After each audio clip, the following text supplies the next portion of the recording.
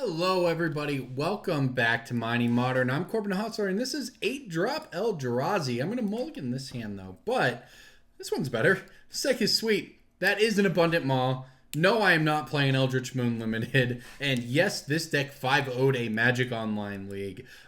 So we merge creatures like Matter Reshaper to the giant 8-drops. He merges 7, and you know what? We play Heartless Summoning.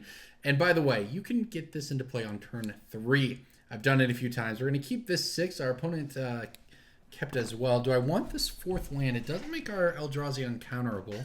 Yeah, sure. That's, you know, it's either going to be okay as a 4th land, or it's just going to be real great because of the uncounterable. We'll see. But yeah, let's go ahead and start things off here with this Eldrazi. Ooh, no, I have 6. Oh, well. Can't get our relic out quite yet, but that'll be okay. Our opponent on... Okay, interesting. I'm in. All right, let's get a Matter Reshaper out here.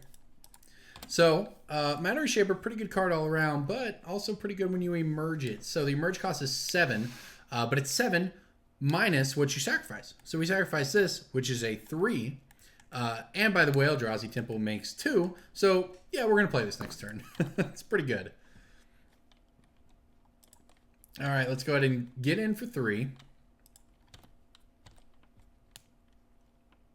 Our opponent on some sort of Tron over here.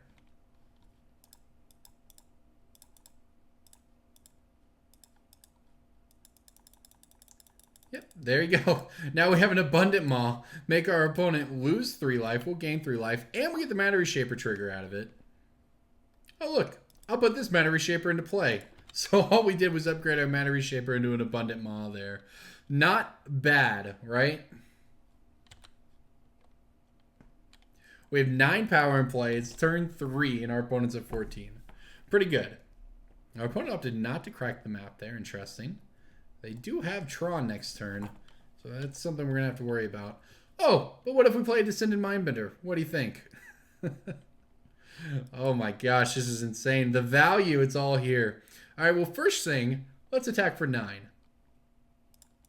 Put our opponent down to 5. Pretty good, right? Next up, let's go ahead and emerge this Descended Mindbender. Sacrificing this Matter Reshaper. All right, here we go. We get to look at our opponent's hand, and we get to take... First of all, let's do this Matter Reshaper trigger here. Oh, they're going to pop the map, sure. This is just so crazy. This is turn 3 and then turn 4. Turn 3 Abundant Maw, turn 4 Descended Mindbender. Matter Reshapers along the way. All right, my Matter Reshaper trigger.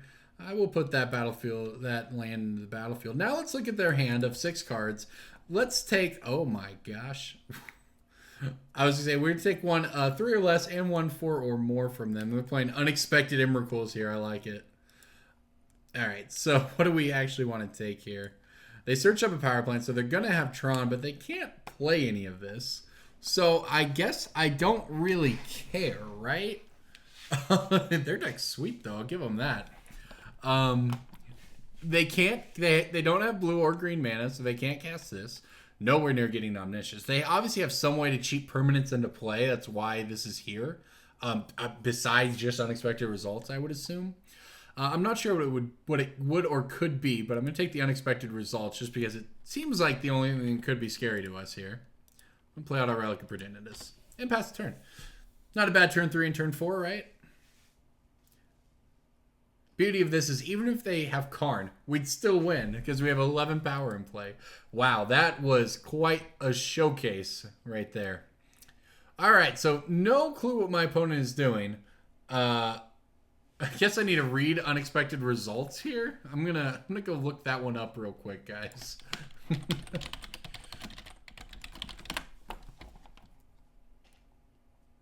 All right, they cast it. All right, that's good to know. So it's not... so Grafdigger's Cage wouldn't stop a creature from coming into play. That said, they've got to have Through the Breach or something. But I guess it still doesn't do much against that. I guess... Well, obviously we want the Crumble to Dust. We are playing against Tron here, but I don't want the Dismembers, I would assume. What do we want after that? That's the question. Trinisphere does stop them from playing the card off unexpected results, right? Because they pay it without paying its mana cost, but it would still then cost 3 mana. So this is actually pretty good against that. Board this out. I don't think we're going to need to grind them out with Eternal Scourges here. The question is if I want Collective Brutality to just as further duresses here. Or by force. We don't know. That unexpected results on those Eldrazi threw me off, but I like the idea of the Trinisphere here.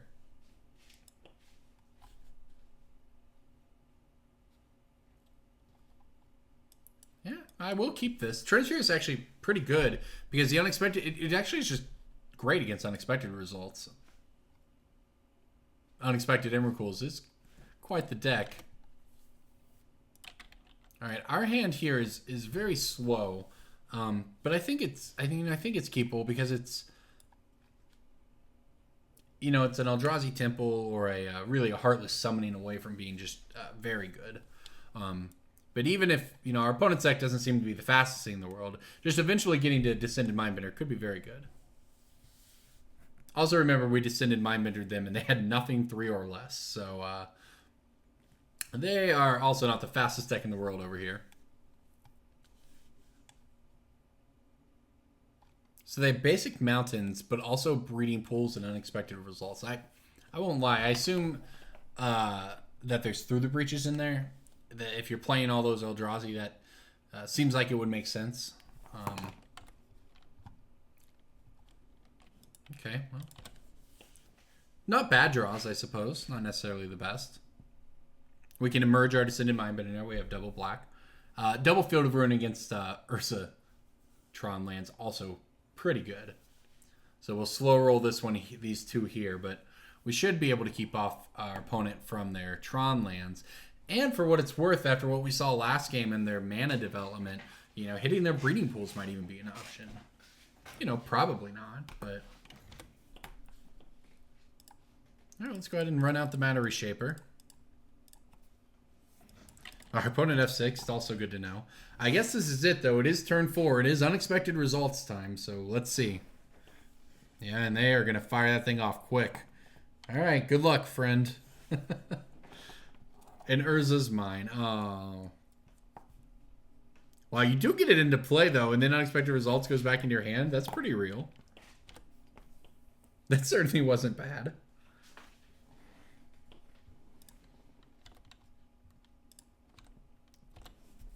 So we only have 7 mana towards the Descended Mindbender. Oh, convenient. It costs 7. Why don't we cast that?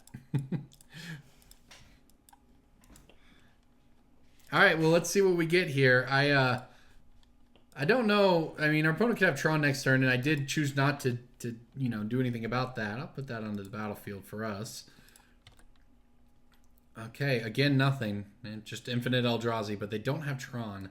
And we do get to get rid of that unexpected results. And end up with a 5/5. And you know what? Let's not take any chances here. Let's just exile that thing from their graveyard. Descended Mindbender. Good card, it turns out.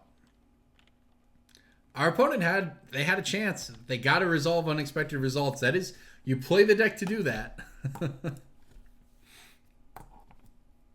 Now let's see what they drew. They draw another? Oh, Explore. Okay.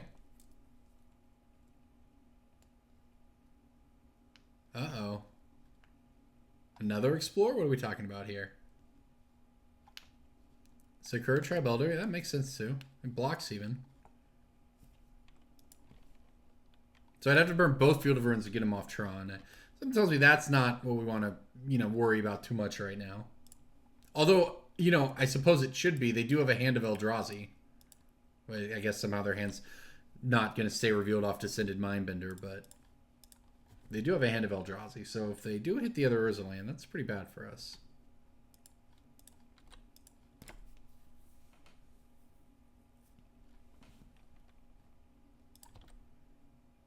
As a matter of fact, 1, 2, 3, 4, 5, 6, 7, 8. They're dangerously close to just casting them. I know what it sounds like. We've cast plenty of Eldrazi, but yeah, still. Point remains.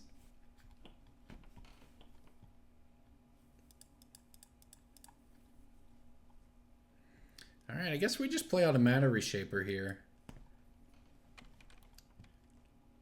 This honestly could still be kind of bad for us, right? We can't emerge this thing unless we emerged this, but that wouldn't be good enough. The reason I've done this like this, though, in case you're curious, is rather than casting the Smasher there, and maybe I should have just cast Smasher, but all right. Fortunately, they're not going to punish us here. I'm going to go ahead and blow this up, try to get an extra card here. Ah, Crumble to Dust. Not bad. Double Crumble to Dust. Also not bad. Unfortunately, I only have 3 mana. The idea was if we hit land when we smash this turn, we could then actually finish them off with the Abundant Maw. But without the land, that's not going to happen. Which makes me think I should just Crumble to Dust. Because if our opponent's not doing anything, let's just take them off lands. This is 1, 2, 3, 4, 5, 6, 7, 8.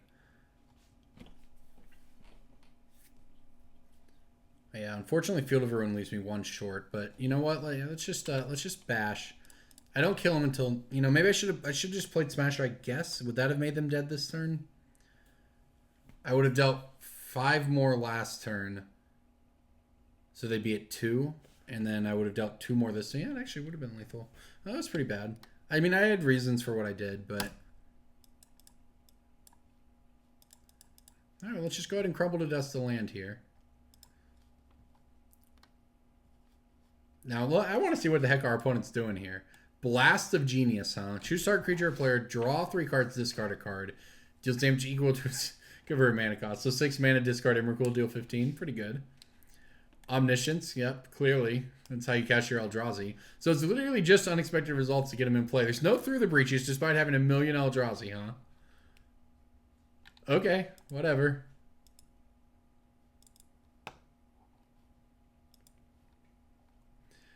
I guess we kill our opponent next turn. They threw me off with their deck being just sweet. Alright, so let's pray we don't get punished by them top decking the Tron land they need. It would actually be pretty funny. Oh my gosh, they did too. I did get punished. Depends which Eldrazi they have, though, to be honest. This is going to be 1, 2, 3, 4, 5, 6, 7, 8, 9, 10. They have 10 mana, so they cast Ulamog. This is actually pretty good.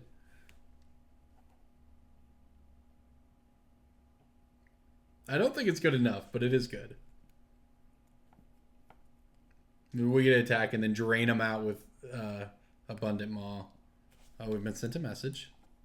1 mana short. Oh, Ulamog costs 11 maybe? Even if they had Ulamog there, though, they destroy the Descended Mindbender. And then I Crumble to Dust away the tower, and then they can't cast anything else in their hand. And we were going to draw a land. Oh, a great land, actually. So we would have Crumble to Dust, and they can't cast anything. Then we just play the Eternal Scourge after that. And then if they attack with Ulamog, we get to attack back with Matter Reshaper and Scourge. And then Abundant Maw to finish them off. So, or just Smash. So we were going to get there. I think, misplay a little. Should have done math a little more in advance. But... in the end, it was quite an expected result. That 8-drop Eldrazi won. This is Mighty Modern, everybody. Thank you for watching.